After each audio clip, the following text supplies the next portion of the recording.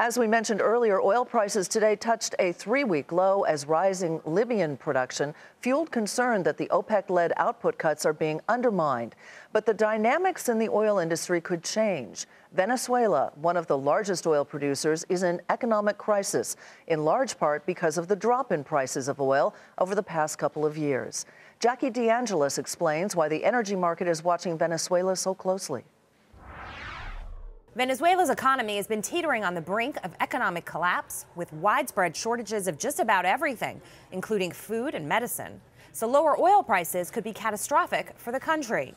That's because Venezuela sits on more oil reserves than Saudi Arabia, roughly 300 billion barrels, and production is a little more than 2 million barrels a day, accounting for about 95% of the country's export revenues. Oil money is Maduro's lifeline. But with oil revenues down and unrest on the streets, the government has less money to invest in the upkeep of its oil fields and refineries, and less to invest in new technology and projects. If the government doesn't get a handle on the turmoil, then we're simply going to see that they'll have an utter inability to produce almost any oil.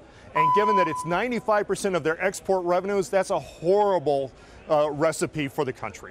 The situation is teetering, and analysts expect that it could worsen quickly. Some suspect a mass exodus of oil field servicers. That could cause production problems. Some models calling for scenarios where 1 million barrels per day are lost rapidly. Meantime, what happens in Venezuela isn't contained there. These events could also impact the overall oil market.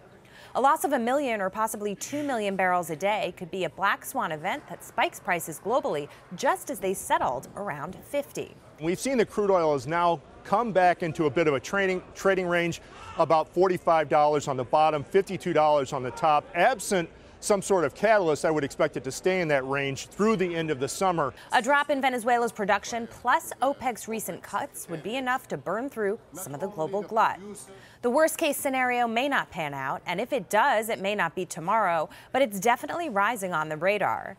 At the same time, if a regime change occurred, many anticipate reinvestment in the oil industry to ramp quickly again. For a Nightly Business Report, I'm Jackie DeAngelis.